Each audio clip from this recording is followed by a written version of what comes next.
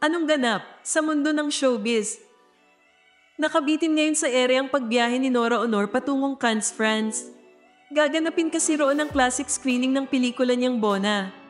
Ang Bona ay ang pelikulang ipinroduce din noon ng superstar at inilahok sa Metro Manila Film Festival noong 1980. Leading man ni Nora doon si Philip Salvador na gumanap bilang beat player sa mga pelikula. Dakilang alalay naman ang role ni Guy bilang Bona.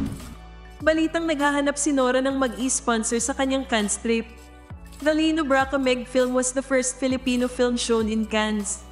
Sa film festival ding ito nagkaroon ng kauna-unahang Filipino Best Actress awardee sa katauhan ni Jacqueline Jose many years later.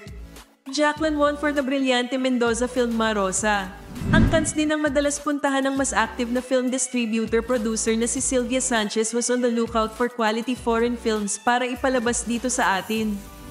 Hindi kaya posibleng si Sylvia ang maging kasagutan sa sponsorship problem ni Nora?